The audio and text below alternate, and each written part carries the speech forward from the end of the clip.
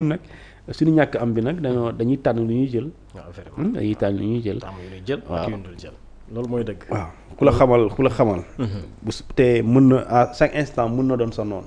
ngay ça c'est vrai da ngay moytu loolu. loolu mu dëgg la moom. waaw mooy alors Madiambal moom it tey la tribunal bu Versailles chambre d'instruction bu tribunal Versailles tey nañ doon xool statuer ci li nga xam ne nag moo di dañ koy indiwaat fii ci biir réew mi wala du ñëw. Finalement loolee jot nañu ko daal di dàqandi bala 4 bi ñu daal di dëkkmal incha allah ginnaaw ba ko moom ak ay avocat am daal di sàkkoo moom it ci ginnaaw loolee yëkkati na ay kàddu dina xamal ni dossier bi lu ñu koy toppee loolee yëpp mbirub politique la te dina ko daal di leeral ca kanam yoon. Alors lu mu bëggoon am na ko demande renvoi finalement la chambre d'instruction du tribunal de Versailles jot na ko daal di may. nu koy xaar fii ak le 4 novembre bi ñu daal dégmal.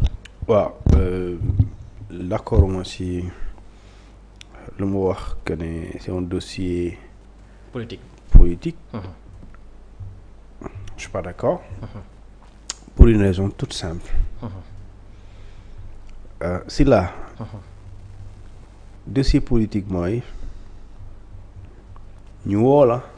wala ñu lay toppee loo xamante ni cëslaa bi yëpp politique la mais en réalité dara amu si. damay dossier politique. mais pour nga xam pour ma justifier la d'accord ma li tax d'accord ma si loolu mooy le rapport bi tey ñuy wax c'est un rapport de 2020. 2020. waaw 2020. Sonko fu mu nekkoon. 2020. Diomaye fan la nekkoon. boobu ñu ngi woon ci opposition bi de. waaw. di waaju dund. méttitu ay dossier ay saar. lu doy waar kay way. waaw 2020 yow amoon nga certitude ne Diomaye mooy falu. est-ce que Sonko amoon na certitude bi. yaakaaroon nañ ko mais amuloon. certitude bi. donc loolu faits yi c'est des faits qui datent de 2020. léegi pour léegi mën a wax dossier politique la. léegi est-ce qu'il y a eu ce qu'on appelle un rapport ou pas. il y a un rapport. de qui de la CENTIF. rapport scientifique moo gën. ok date bi. 2020. donc ça veut dire quoi avant l'élection présidentielle. loolu yàgg na. léegi nag loolu. su doon tey dafa dañ ko indi dossier boo xamante ni. c'est un dossier c'est un rapport qui date de 2024 par exemple juin 2024. mën nga ne régime bi daa du bu ñu waxee ne politique la. parce que régime bi la da ngeen daa mel ni dëgg la daa mel régime bi moo demandé à ce que ñu génne dossier bii. parce que dossier mu ngi daté de juin 2024 dafa fekk na ñi falu loolu mën nga ko xalaat mën na ko bañ a doon mais mën nga ko xalaat et boo xalaatee day légitime. mais lu am 2020 mais yóbbuwuñ ko ci yoon. ñoo fekk ci ñun léegi nañ ko diligenté parce que dana bëgg lépp lu leer. t'as pas vu nous lorsqu'on disait rapport yu ñu doon lire fii nii keroog. yenn rapport Sen TV c'est le rapport qui date de 2019 ah. est-ce que xam nga loolu. alors rapport yooyu noonu ñu teg ci table bi bëgg mu leer. léegi su boobaa li ngay wax. avant ñi toog fii nii avant ñu ñëw. loolu am fait yooyu mu ngi exister avant loolu. donc kon mbirum politique bi. su boobaa du neex a défendre wala mënoo ko défendre ci kanam yoon. parce que mënoo ko layal benn parce que lii tax nga am dëgg. mooy loolu yëpp amu fi. mooy le rapport existe depuis avant l'accession au pouvoir de Diomaye Faye par exemple ou bien du régime. Le rapport existe depuis 2020. Le rapport il est là, c'est des faits qui sont décrits dans le rapport. Alors li ëpp solo mooy est-ce que ces faits-là c'est des faits constants. Est-ce que lu am la. Et à toi maintenant de prouver que amul. Madiambal Diagne il a écrit un texte, il dit maa ngi dem préparer sama défense et je vais prouver la légalité. N'est-ce pas ba lépp lii nii maanaam dinaa prouver lépp dëgg la.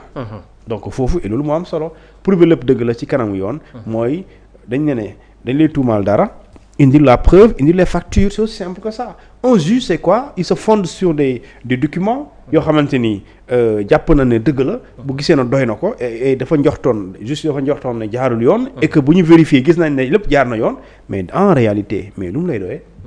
lu mu lay doyee dudul bàyyi la. maintenant su dee yow tu es dans l'impossibilité nga produire ko ay documents yoo xamante dafay attester que ne lii yëpp dafa jaar yoon. dans ce cas nag su dee gisul topp la dafay war. bu la jàppee bu dee mënu ko prouver daan la dafay war. bu dee mënu ko prouver également condamné la dafay war. léegi nag nous sommes en procédure d'extradition d'extradition. La demande. moom lañ nekk di statuer tey mënuñ ba tey waroon nañ ci dugg. mais ils ont demandé au renvoi ba le 4. ce qui est son droit. parce que nit ku ne am nga droit. bu ñu lay àttee nga demande renvoi. et nga demande report pour nga gën a mën a préparer sa défense. et loolu ku mën a doon soo ko sàkkoo ci tribunal bi te la koy may léegi su la ko mayee mën nga am motif une raison mooy tu veux préparer ta défense tu veux encore mieux te préparer pour nga mën a jàkkaarloo ak juge d'instruction de la chambre d'instruction le juge de la chambre d'instruction. loolu vraiment cër luñ la droit bi ñu lay nangul la léegi nag su ñëwee lenn la. Le juge d'instruction français ne juge pas les faits. de juger ci faits. de juger les faits. maanaam yow sentif lu mu wax dëgg loolu dëgg c'est pas son problème. Le juge français li ko intéressé mooy la régularité de la procédure. Et la légalité de la demande d'extradition. mooy est-ce que yéen. autorités sénégalaises yi da ngeen sàkku da ngeen def mandat d'arrêt sàkku pour ñu indi leen Madiambal bu ñu ko jàppee ñun France. procédure mooy yoon bi ngeen jaar est-ce que yoon boobu fi ngeen war a jaar yëpp est-ce que foofu ngeen jaar. est-ce que violé wu leen benn fi ngeen waroon jaar da ngeen jàdd. wala li ngeen waroon respecté wu leen ko loolu si boobaa ay pièces la. ay documents la yaa ngi dégg mooy à partir du mandat d'arrêt jusqu'à Interpol. et cetera est-ce que respecté nañ yooyu yëpp respecté également Madiambal Diagne. lépp lu ñu war a def pour def ko mandat d'arrêt est-ce que tout ça c'est respecté mooy la régularité de la procédure. Les avocats parlent d'irrégularité parce que loolu moo leen arrangé. ñoom nee nañ la procédure est irrégulière. léegi nag à eux de prouver en quoi la procédure est irrégulière. Maintenant l'État du Sénégal pour que la procédure soit régulière ñoom ñooy respecter. n'est-ce pas yoon bi baax bi. moo tax ñu naan li ñu tuddee la régularité de la procédure. beneen bi mooy la légalité de la procédure. de la demande d'extradition plutôt. est-ce que yéen sax ci fait yi mën ngeen ci demander pour ñu jox leen nit. léegi nag si boobaa France ci boppam moom daa am téere boppam bu tudd le code de procédure pénale français. boo xamante ni soo demee ci article 696. li mu lay njëkk a wax foofu noonu mooy les conditions de d'extradition mooy nan la ñuy génnee nit ak kan la ñu mën a génnee France pour mu dem ci réewam pour ñu atte ko ñu njëkk la wax ne ñun France duñu génnee suñu doom. La France n'extrade pas ses citoyens loolu beneen parenthèse la. mais pour nga gën comprendre mu expliquer la ne yan circonstances mooy am rek. duñu extrader doomu kooku jàmbur ñu ne. boo gisee avocat Madiambal di agrippé wu ci le dossier est politique. C'est parce que la France du extrader nit bu fekkente ni l'infraction dafay am consonance politique.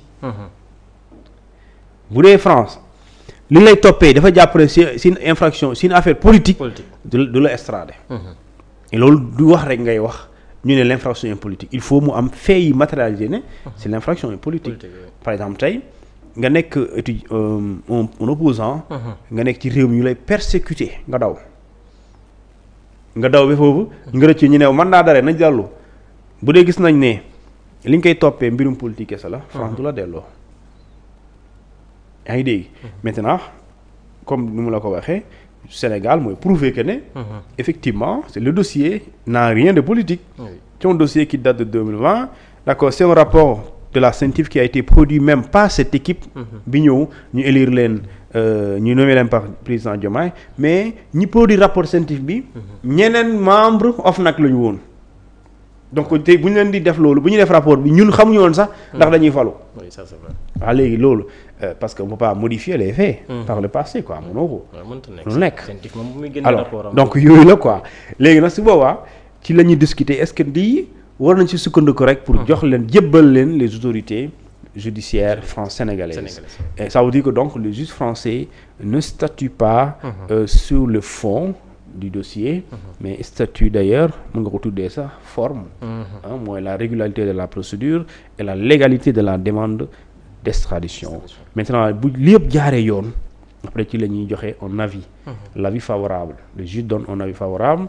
Et quand il donne un avis favorable, alors du gouvernement moo ci des, c'est-à-dire que justice loolu rek justice foofu la décision bi yem. Gouvernement entre gouvernement. waaw avis foofu la justice yem. Si la justice donne un avis favorable mooy kon waa ji dañ koy delloo. Le dernier mot revient au gouvernement français. Pour ne pas dire léegi day laal volet diplomatique. Parce que la décision c'est le volet même politique d'ailleurs. Mais diplomatie da ci jouer aussi. Parce que le volet politique c'est quoi? Le gouvernement est éminemment politique. Et ce gouvernement c'est lui qui va décider parce que moom mooy signer décret. C'est le premier ministre qui va signer le décret. Si le juge donne un avis favorable, le ministre de la Justice fait un rapport. Mu transmettre que le premier ministre et c'est le premier ministre qui signe le décret d'extradition. Le décret ñu signé ko.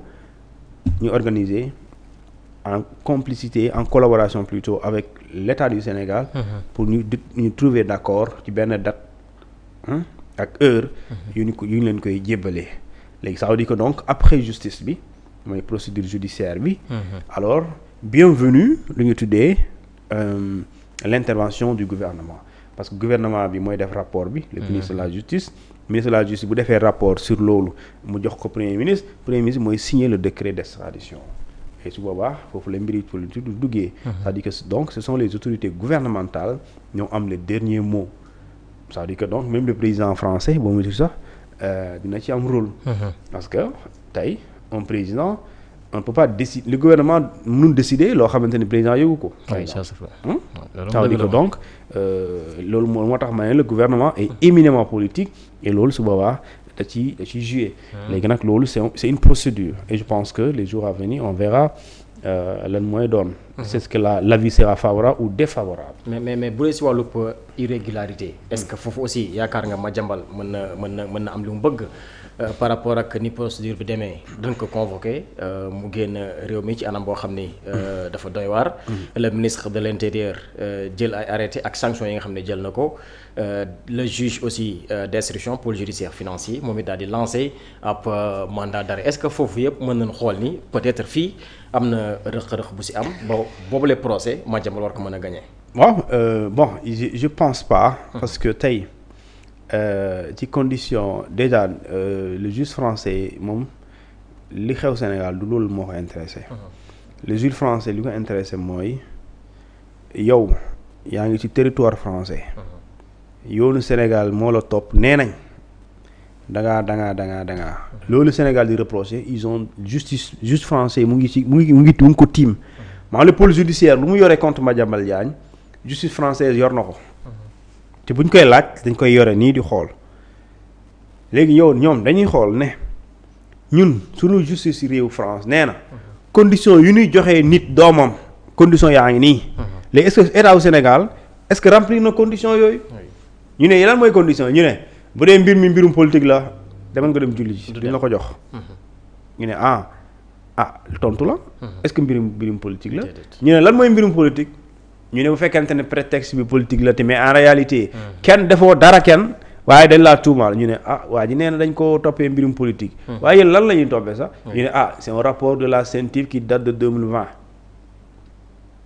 qui évoque de ce qu'on appelle des documents tels ak facture wala ay facture lu ñu tuddee ay transactions suspectes ñu ne daa mel nii de lii di mbirum politique de parce que ñi ngay tuumaal mbirum politique ñii ñu ngi falu 2024. te yow li ngay wax nii loolu am na il y a 4 ans